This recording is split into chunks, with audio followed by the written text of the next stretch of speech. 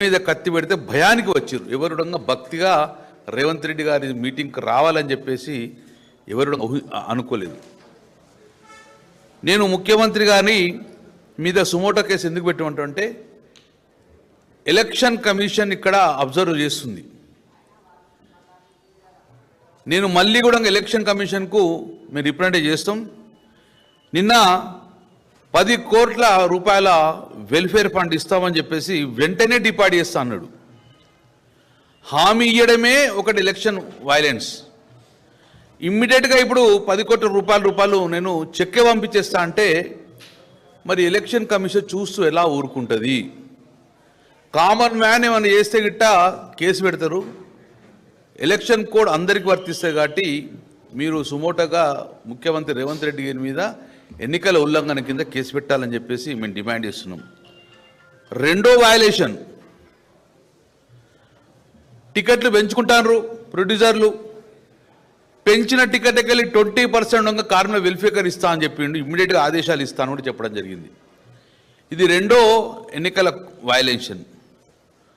మూడోది, మీ పిల్లలందరికీ ఇప్పుడే ల్యాండ్ చూసుకోండి, 4 ఎకరాల భూమిని ఐడెంటిఫై చేయమని చెప్పి అధికారులకు ఆదేశాలు ఇస్తున్నా అన్నారు. ఎన్నికల కోడ్లో అసలు ఆదేశాలు ఇవ్వకూడదు, దాన్ని ఇమ్మీడియట్ ఐడెంటిఫై చేస్తున్నారు. ఇదొక్క మూడో ఎన్నికల వైలెన్స్. నాలుగోది, అందరి సినీ కార్మికులంగా కొత్త ఇల్లు కట్టిస్తా అని చెప్పింది. దానికి కూడా అధికారులకు ఆదేశిస్తున్నాను, ల్యాండ్ ఐడెంటిఫై చేయమని చెప్పడం జరుగుతుంది. అందరికీ హెల్త్ స్కీమ్ వర్తింపజేస్తున్నా అని చెప్పేసి ఇప్పుడే ఆదేశాలు ఇస్తా అని చెప్పడం జరిగింది, ఇంప్లిమెంట్ చేస్తా అని చెప్పేసి.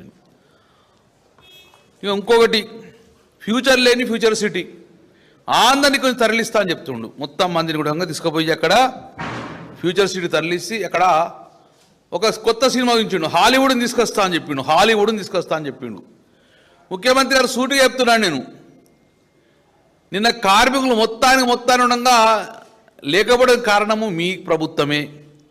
భయంతో ఇక్కడున్న తెలంగాణ రాష్ట్రాన్ని మొత్తం ఖాళీ చేసిపోయింది సినిమా రంగం.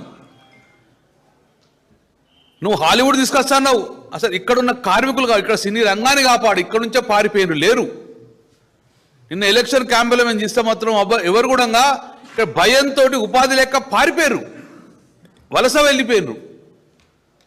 ఒక దిక్కు వలసలు ఆపే ప్రభుత్వం చేత కాదు, కానీ హాలీవుడ్ తీసుకొస్తా అని చెప్పి ఒక కొత్త మల్టీ కలర్ సినిమా గురించి నేను అందరి కూడా. ఈరోజు రాష్ట్ర ప్రభుత్వాన్ని నమ్మకం లేకనే మేము ఎలక్షన్ కమిషన్ డిమాండ్ ఇస్తున్నాం. ఇమ్మీడియట్